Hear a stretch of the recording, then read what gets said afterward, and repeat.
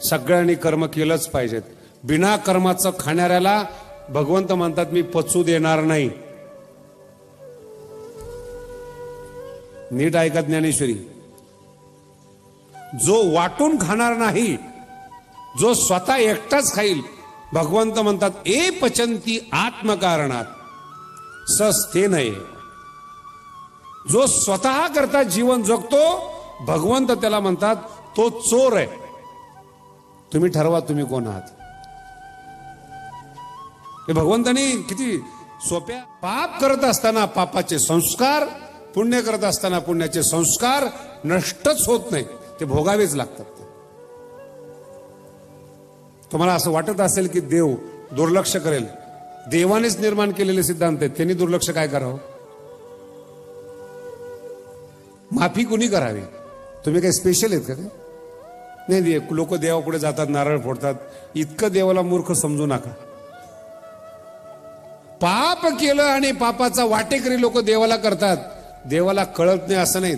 तुमचे कर्म, तुमचे संस्कार हे तुम्हाला भोगावेच लागतात. काही परिवर्तन होत नाही त्याच्यामध्ये.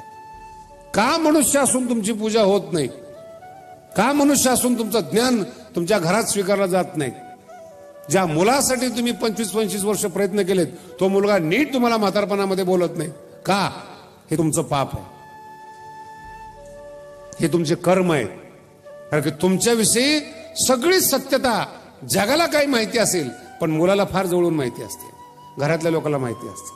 आणि जर तुम्ही सत्य असाल, घरापासून तुमची पूजा सुरू होते. जग तुम्हाला मानो नाही तो न मानो, पण घरामध्ये ही व्यक्ती महान आहेत म्हणून घरातले लोक पहिली तुमची पूजा करतील.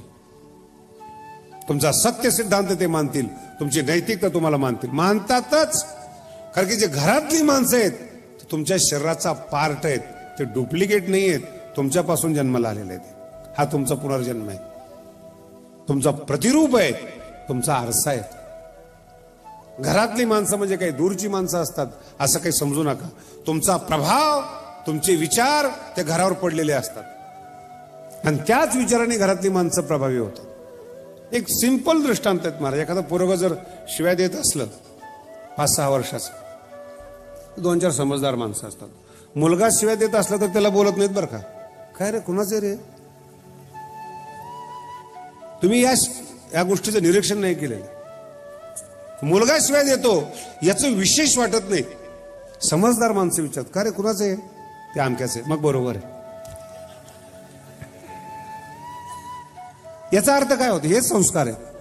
हे आपल्या घरातली शिकवण बाहेर रस्त्यावर आलेली. आणि एखादा पोरगा बोलत नाही,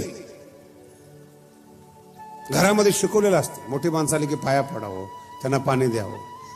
जर एखादा पोरगा असा सभ्यतेनं सर म्हणून बोलत असेल, चांगल्या रीतीने बोलत असेल, तरी प्रश्न असतो, अरे कुणाचं रे एवढा बुद्धिमान दिसतोय, कुणाचं आहे? नाही ते आमक्या यायचं आहे. बरोबर आहे, शिक्षणच तसं आहे त्याचं. घरातले संस्कारच कसे. अर्थ कळाला तुम्हाला? हेच पुनर्जन्म आहे. परिवर्तन होतं, इथं परिवर्तन होतं. म्हणून माणूस जाळला काय आणि त्याला पुरला काय, हे त्याचे पुनर्जन्माचे प्रकार आहे. जाळल्याबरोबर त्याची राख होते, हा पुनर्जन्म आहे. राखेचं खत होतं, खतापासून अन्न तयार होतं, अन्नापासून जीवाणू तयार होतात, ही त्याची पुनर्जन्माची साखळी. कर्म चुकत नाही, मुक्त अवस्था नाही. जर साधूच्या मनामध्ये आलं, भगवंताने कृपा केली. भगवंत कधीही, नीट आहे का, कोणालाही मुक्त करत नाही. जग हा भगवंताचा बिझनेस आहे. आणि कोणत्याही धंद्यावाल्या माणसाला ग्राहक तुटावं असं वाटत, हे ज्ञानोबरा आहे तुकोबरा आहेत, तुम्हाला मुक्तीचा रस्ता दाखवतात. मार्ग दावून गेले आधी, दयानिधी संतते तेनेची पंथे चालव जाता, न पडे गुंता कोठे काही. हे त्यांनी शिकवले आपल्याला. देवाचे द्वारी उभा क्षण भरी तेने मुक्ती. देवाचे बरं का. आता तुम्हाला मी प्रश्न विचारतो, कणाकणामध्ये जर देव आहे तर देवाचं द्वार कोणतं आलं आणि भिंत कोणती आली? कधी विचार केलाय का तुम्ही या गोष्टीवर? रोज आपलं रेकॉर्ड चालू असतं, देवाचे द्वारी उभा क्षण. अरे पण देवाचं द्वार कुठे देतं सांग? आमचा एक कीर्तनकार सांगतो, मनुष्य शरीर म्हणजे देवाचं द्वार आणि इतरांची शरीर म्हणजे काही भूताचे द्वार आहेत का? विठ्ठल जळी स्थळी भरला रिता ठाव नाही उरला. अरे कणाकणामध्ये जर ईश्वर आहेत, द्वार कुठून आलं त्याचं, दरवाजा कुठून आहे? तो देव शब्द आहे ना, त्याचा अर्थ फार वेगळा आहे. दिव प्रकाशने धातू आहे. देवाच्या द्वारामध्ये उभारा म्हणजे जिथं दिव्यत्व आहे, अलौकिकत्व आहेत, असा संतांच्या दारात क्षणभर उभारा. क्षणभर म्हणजे वेटिंग कर, क्षणभर म्हणजे एक क्षण नव्हे. आपल्याला घाई झालेली असते, दान दिल्याबरोबर विमानाची वाट पाहतो, स्वर्गातून विमान आलं का नाही. ऐकल्या ऐकल्या असं वाटतं एकदम परिवर्तन झालं पाहिजे, जमत नाही. क्षणभरी शब्दाचा अर्थ वाट पाहावी लागणार. संताकडे गेलात ना, एकदम बदल नाही होत, होत होत होत. आणि जे विचारात बदल होतात ना, तेच परिवर्तन आहेत, तेच संस्कार आहे. कुठेतरी आपल्या जीवनात बदल करून घ्यावासा वाटतो, हे पुण्याचं लक्षण आहे. होतो बदल, नुकसान काही नाही, विचार परिवर्तन. म्हणून संतांच्या दरवाजामध्ये उभारा. उभा म्हणजे असं, उभा शब्दाचा अर्थ फार महत्वाचा बघा. तत्पर म्हणतात त्याला, उभा म्हणतात. तयार असतो ऐकण्याकरता. कळते का तुम्ही? उभा म्हणजे काय, काय सांगतात असं तत्पर, त्याला म्हणतात उभा. Ready position. नाही तर काय काय इतके भाग्यवान आहेत, कुठंच झोप लागत नाहीत, कीर्तनामध्ये मस्त आमच्या समोर झोपतात. ते उभा नाही, ते आडवे आहेत. काय सांगतात संत, काय बोलतात, कशा पद्धतीने बोलतात. मागच्या वर्षी एक दृष्टांत सांगितला होता. ज्ञानेश्वरी वाचायला सांगितली तर वाचायचा विचार. म्हणजे मध्यंतरी ज्ञानेश्वरी आली, वाचायला सुरुवात केली.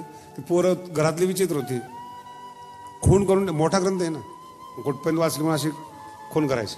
ते पोरग रोज तिथंच खून ठेवायचं, यांनी बदलायचं. 100 दिवस झाले तरी त्याच ओव्या. त्याच्या गुरुने विचारलं, ज्ञानेश्वरी कशी लिहिली, कशी वाटली? फार छान आहेत ज्ञानेश्वरी, पण त्याच त्या ओव्या पुन्हा पुन्हा आल्या. ज्ञानोबांनी तेच ते लिहिलेलं नाही, पोराचा कुठाला ह्याच्या लक्षातच आला नाही. आणि हा किती बेसावत त्याच ओव्या वाचतोय तरी याच्या डोक्यात बसत नाही. काय किती किती किती ऐकायचे, तेच ते. म्हणून जिथं दिव्यत्व आहेत असं तत्पर राहा. अर्जुन असं भगवंताचे शब्द ऐकायला तयार आहे. एक एक शब्द असा व्यवस्थित ऐकला जातो. श्रोतृ अशी ताकद असते ऐकण्याची. काय सांगितलं काय सांगितलं नाही असं भक्कम असतात ऐकायच्या बाबतीमध्ये. क्षणभरी शब्दाचा अर्थ वाट पाहावी लागणं, वाटच पाहावी लागते. हे दिव्यत्व आहे, वाट पाहावी लागते. परिवर्तन, दुधाचं दही व्हायचंय, वाट पाहावी लागते. दह्याचं लोणी निघायचंय, वाट पाहावी लागते. माणसात होणाऱ्या बदल वाल्याकुळी बदलला असं नाही. आणि वाल्याकुळीचं मी मागच्या वेळेस सांगितलं होतं, रत्नाकर नाव आहे त्याचं, आणि सुंदर घरामध्ये जन्माला आलेला आहे. डाकू जर रामायण लिहायला लागले तर आतापर्यंत किती रामायण झाले असते याचा अंदाज आहे का तुम्हाला? वाल्मिक हा मूळचा चांगला आहे. माझा शब्द नीट आहे का? मगाशी सिद्धांत त्याच्यामुळे सांगितलेले. त्याचं नाव रत्नाकर आहे. मूळ वाल्मिकाचं नाव रत्नाकर आहे. ब्राह्मण घराण्यामध्ये जन्माला आलेला आहे. सगळा शास्त्राचा अभ्यास केलेला आहे. हे वाल्मिकानं आपल्या तोंडाने सांगितलेलं चरित्र आहे. लोक काय सांगतात ते भाग सोडून द्या. हे काही पाहायला गेले नव्हते वाल्याकुळी ज्यावेळेस माणसं मारत होत. वाल्याकुळी रामायणामध्ये आपलं स्वतःचं चरित्र सांगतात. चांगल्या घराण्यामध्ये मी जन्माला आलेलो होतो. सगळ्या शास्त्रांचा माझा अभ्यास होता. मध्यंतरी संगत लागली आणि मी बिघडलो. अर्थ कळाला का तुम्हाला? मूळचा चांगला आहे, संगत लागल्यामुळं मी बिघडलो आणि नारद महर्षी मला भेटले. माझं पूर्वजन्म म्हणजे मागचा जन्म नाही, पूर्वजीवन. मी चांगल्या कुळातला आहे, माझे संस्कार चांगले आहेत याची आठवण मला नारद महर्षींनी करून दिली आणि मी पुन्हा तपश्चर्येला लागलो. पण डाकू परिवर्तन होत नाही, हे शब्द लक्षात ठेवा. ज्याचे संस्कार भक्कम आहेत, जो निसर्गतः चांगला आहे, त्याला मार्गदर्शन करता येतं, परिवर्तन करता येतं. हळूहळू तो परिवर्तित होतो, बदलत नाही. तो केलेल्या कर्माची जर फळं भोगली नाहीत, ईश्वराचा सिद्धांत खोटा ठरेल. म्हणून साधू जरी असला तरी तो आजारी पडतोच, कर्म सोडत नाही. साधूला काही डायबिटीस होत नाही असं नाही, साधूला एखादा रोग होत नाही असं नाही. सगळं तुमच्यासारखंच साधूला होतं का? संस्कारच ते आहेत, भोगल्याशिवाय पर्याय नाही. मग कसं आहे? भगवंत म्हणतात तू टेन्शन घेऊ नको, अनादि सिद्ध आघवे होत जात स्वभावे. हे तुझं चिंतन करण्याचं विश्व नाही, हे माझं विश्व आहे. जग कसं चालवावं इतकं सुंदर सांगतात, फार सुंदर आहे. काय सांगतात सुंदर रीतीनं? एक समर्थाती तयापासोणी भूते होती. वायाची काय बोलते जगामध्ये? अर्जुना तू म्हणतो मी यांना मारेल, हे मरतील, मग वर्णसंकर होईल, पाप जगामध्ये वाढेल, सगळे परिवर्तन होतील. भगवंत अर्जुनाला म्हणतात, अर्जुना आम्ही असं ऐकलंय की या जगामध्ये एक ईश्वर नावाचं अस्तित्व आहे. एक समर्थाती तयापासून भूते होती, आणि ते या जगावर नियंत्रण ठेवतात. हे वायाची काय बोलते जगामध्ये? हे सगळं फुकटच आहेत खरे बोलणं. तूच एकटा, तू यांना मारणार, हे मारणार, पापाचार होणार. तू कोण आहेस? किती वेळा जन्माला आलास, किती वेळा मेलास, याचा काय अंदाज आहे तुला? मूर्खपणे नेनसी न चिंतावे ते चिंतसी. शब्दांचा प्रयोग फार गोड आहे. अर्जुना मूर्ख पण तुझ्यामध्ये दडलेलं आहे, बावळट पण तुझ्यामध्ये दडलेले आहेत. न चिंतावे ते चिंतसी. युद्धाचा विचार कर, कर्माचा विचार कर, एवढंच तुझ्या हातामध्ये. बाकी या जगातलं काहीच तुझ्या हातामध्ये नाही. समज अर्जुना तू यांना नाही मारलं. भगवंत अर्जुनाला प्रश्न करतात बरं का. समज अर्जुना तू या लोकांना नाही मारलं तरी काय होती चिरंतन? तू नाही मारलं म्हणून काय अजरामर होणार आहेत का? भीष्म मरणार नाही का? द्रोणाचार्य मरणार नाहीत का? दुर्योधन मरणार नाहीत? तुझ्या न मारण्याने हे काय अमर होणार आहेत का? ते मरणार आहेत. मग मार ना. अर्थ कळतो का? मरणार आहेत ना, मग मार. हा मी तुला आदेश देतो. नाही महाराज जर ते पाप वगैरे झालं तर मग मी कशा करताय? तुझ्या रथावर जो बसलेलो आहे मी कशा करता बसलेलो आहे? माझ्या आज्ञा पालन कर. कारण की या जगाचा नियम असा आहे, कर्म करावं एवढ्यामध्येच माणसाचं सार आहे. याच्या पुढे त्यांनी विचार करू नये. हा मोठा सिद्धांत आहे बरं का, तिसऱ्या अध्यायाचा मोठा सिद्धांत. माझे शब्द नीट आहे का बरं का? कर्म केलंच पाहिजे माणसाने, हा सिद्धांत आहे. पण याच्या नंतरचा विचार माणसाने करू नये. ते दुःखाचा सुखाचा विचार भगवंताचा आहे. अगदी इमानदारीनं तुम्ही कर्म केलं, कर्म करणंच तुमच्या हातामध्ये आहे, पुढचं तुमच्या हातामध्ये नाही आहे. आमचे डॉक्टर लोक आहेत, एखादी सिरियस केस त्यांच्याकडे आली, काय करू शकतात ते? व्यवस्थित ऑपरेशन करू शकतात. जगणं न जगणं पेशंटच्या जीवनावर. कर्तव्य कर्मच प्रत्येक बाबतीमध्ये हा सिद्धांत आहे. शेतकऱ्यांनी उत्तम शेती करावी, सगळी चांगली शेती केली त्यांनी, पण तो जर म्हणत असेल की शेतीपासून मला एवढं उत्पन्न मिळायला पाहिजे, निसर्ग बांधलेला नाही. काय अवस्था झाली मी आता बघितली. सगळ्या शेतकऱ्यांच्या आशेवर गारा पडल्या, पाणी पडलं असं म्हणत नाही बरं. आता काय करणार आहे तुम्ही? तुम्ही आशाच का केली? हा पहिला प्रश्न आहे. नाही महाराज तुम्ही संत आहेत, जरा शेतकऱ्याच्या बाबतीत उदारच धोरण ठेवा. मी ठेवतो, पण देवाने ठेवलं पाहिजे ना. माझी इच्छा आहे किंबहुना सर्व सुखी पूर्ण होणी, माझी इच्छा आहे. पण निसर्गाचं मत काय आहे ते कुणी ठरवलेलं आहे? आणि निसर्ग शब्दाचा अर्थच ईश्वर आहे. विज्ञान काय सांगतंय? कमी दाबाचा पट्टा तयार झाला, कुणी केला? प्रश्न शिल्लकच आहे. मागे पेपरला आलो तर कमी दाबाचा पट्टा निर्माण झाला उत्तर ध्रुवीय स्थळावर, म्हणून इंग्लंडमध्ये बर्फाचं प्रमाण जास्त झालं. घराच्या समोर प्रत्येकाच्या लंडनमध्ये 4-4 फूट एका रात्रीमध्ये बर्फ साठतो. कशामुळे? कमी दाबाचा पट्टा निर्माण झाल्यामुळे. कुणी निर्माण केला पट्टा? विज्ञान म्हणतात ते माहित नाही आम्हाला.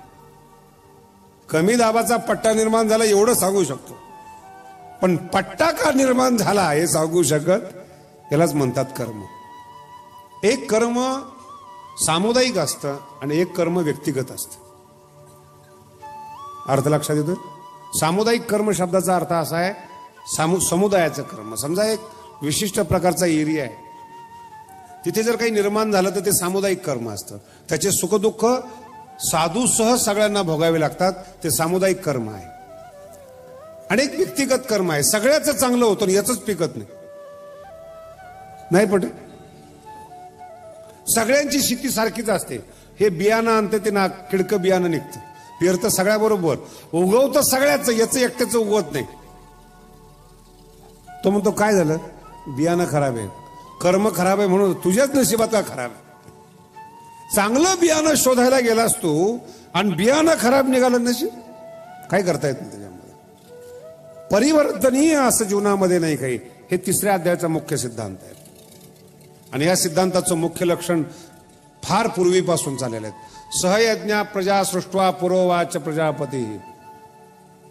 पृथ्वी ज्यावेळेस निर्माण झाली होती त्यावेळेस प्रजापतीनं हा सिद्धांत सगळ्या जगासमोर मांडलाय. सगळ्यांनी कर्म केलंच पाहिजेत. बिना कर्माचं खाणाऱ्याला भगवंत म्हणतात मी पचू देणार नाही. नीट ऐका ज्ञानेश्वरी. जो वाटून खाणार नाही, जो स्वतः एकटाच खाईल, भगवंत म्हणतात ए पचंती आत्मकारणात सस्ते नये. जो स्वतः करता जीवन जगतो, भगवंत त्याला म्हणतात तो चोर आहे. तुम्ही ठरवा तुम्ही कोण आहात. हे भगवंतानी किती सोप्या आणि साध्या शब्दामध्ये लिहिलेले आहे. यज्ञ म्हणजे काय, कुंड तयार करून हवन करणं, त्याला यज्ञ म्हणत नाही. यज्ञ शब्दाचा अर्थ आहे सामुदायिक जीवन जगणं, त्याचं नाव आहे यज्ञ. यज्ञ म्हणजे कुंड करा, हवन करा, बाकीच्याने बसून राहणे, एखाने आहुती टाका, ते यज्ञ नाही.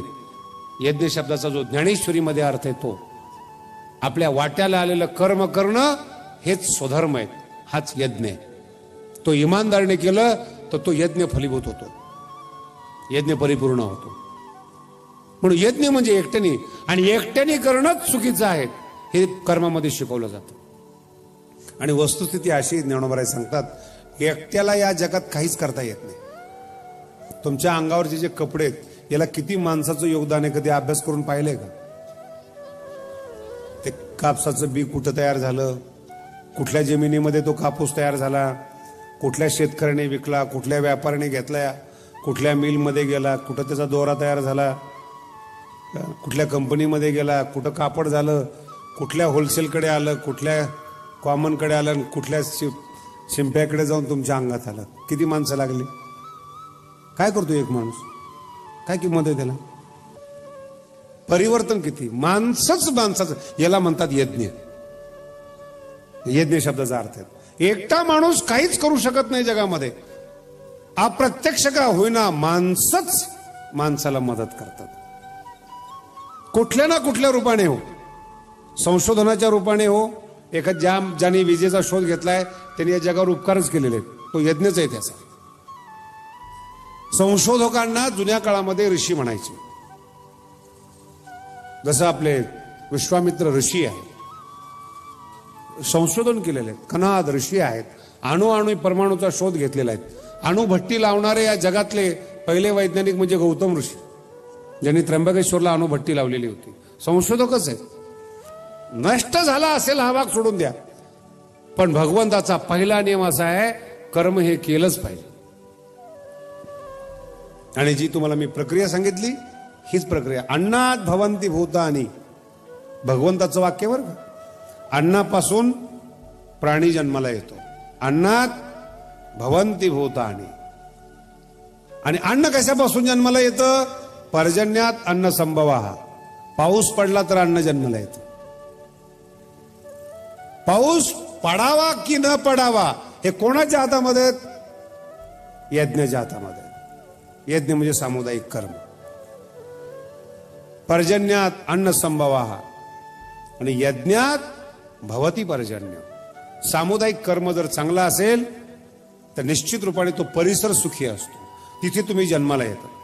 यज्ञ कर्म समुद्भवम, म्हणून कर्म ब्रह्मोद्भवम विद्धी. कर्माला ईश्वर माना, हा ज्ञानोबरायांचा सिद्धांत आहे.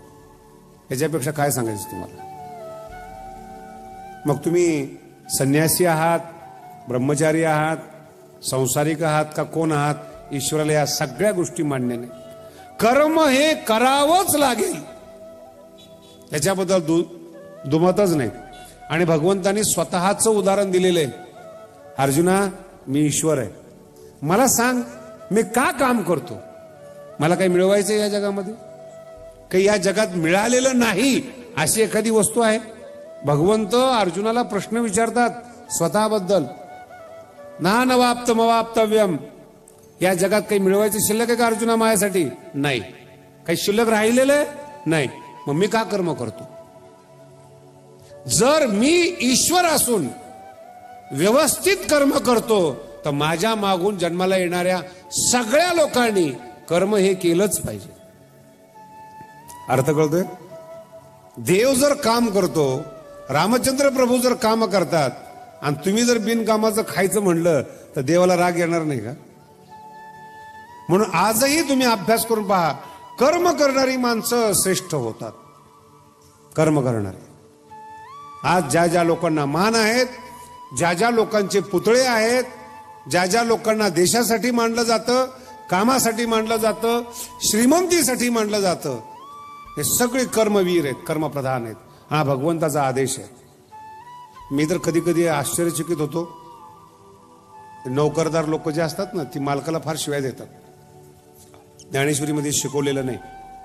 एक तर नोकरी करू नका, धंदा करा, पण जर नोकरी करत असाल तर मालकाच्या विषयी प्रामाणिकपणा ठेवा. हा धर्म आहे. तुकोबारांनी पण हे लिहिलेलं आहे. स्वामी काच नोकरी करत असाल तर तो मालक तुमचा देव आहे. प्रामाणिकपणे नोकरी करा, तिथंच चोऱ्या करू नका. तरी जर इच्छा नसली नका करू नोकरी, तुम्ही तुमचा व्यवसाय करा, पण तो चांगला आहे म्हणून तुम्ही चांगले आहात. कंपनी जर बंद पडली ना, कशी वाताहत होते नोकरदारांची, काही सांगायला पाहिजे. आणि दुसरा विषय महत्वाचा सांगतो. तुमच्या घरात 4 माणसं असतात, आई बाप, भाऊ बहीण वगैरे 4-5 माणसं असतात. तुम्हाला समतोल ठेवता येत नाही. ज्या कंपनीमध्ये 1,00,000 कामगार आहेत आणि तो व्यवस्थित कंपनी चालवतो, काय भगवंताने किती सामर्थ्य दिलं असेल? तुम्ही कधी या गोष्टीचा विचार केलाय?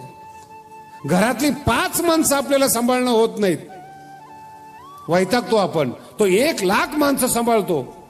मग 5 माणसं तुम्ही सांभाळतायत त्याच्या कर्माचं फळ, आणि 1,00,000 माणसं सांभाळतोय त्याच्या कर्माचं फळ भिन्नच असेल ना. तुम्हाला सायकल असेल तर त्याला हेलिकॉप्टर असेल. मग कर्म फळाकडे पाहू नका, त्याच्या कर्माकडे पहा. तो मोठा आहे ना, त्याचं कर्म मोठं आहे, त्याचा यज्ञ मोठा आहे, त्याची क्रिया मोठी आहे. आणि कर्मात जर तो चुकत असेल, भगवंत म्हणतात दंड द्यायचं काम माझं आहे. म्हणून कधीही विचार करा, देशात भ्रष्टाचार करणारी माणसं, भेसळ करणारी माणसं, त्यांच्या घरात जाऊन पहा, त्यांना समाधान मिळत नाही. तुम्हाला तर प्रश्नच येत नाही. या पृथ्वीवर घर बांधून करोडो रुपये असून जर त्यांना समाधान मिळत नाही, ह्याच्यापेक्षा अजून काय भगवंताने दुःख द्यायचं? मागाशी सांगितलं तुम्हाला, घर 7 कोटीचं, अरबो रुपये बँकेमध्ये, आणि कोण जगामध्ये कुत्रच मित्र. कर्म आहे. म्हणून कर्माचा सिद्धांत असा आहे, जो बसून खातो भगवंत म्हणतात त्याला मी पचू देत नाही. तुम्ही जन्माला आलात, कर्म करणं गरजेचं आहे, आणि कर्म केल्यानंतर कोणतं फळ प्राप्त करून द्यायचंय भगवंत म्हणतात ते माझ्या हातामध्ये. फक्त केलेलं कर्म मला समर्पित कर, मी माझा निर्णय घेईल. म्हणून जेवत असताना काही मंत्र म्हणतात, ते सगळे कर्माचे मंत्र आहेत. ब्रह्मार्पणम, ब्रह्म हवीर, ब्रह्माग्नौ ब्रह्मणा उदम, हे कर्म सिद्धांतातले सिद्धांत आहेत. केलेलं कर्म हे ईश्वराला अर्पण, ते शुद्ध करून जसं असेल तसं, जितकं माझ्या वाटाला आलं. हे सगळ्यांचे वाक्य तेच आहेत. आले भागा ते करीतो, तुझे नाम उच्चारितो. तो बराय म्हणतात कर्म सोडलेलं नाही. कर्म करून जेवढं माझ्याकडून परमार्थ होईल भगवंत मी तेवढं करतो.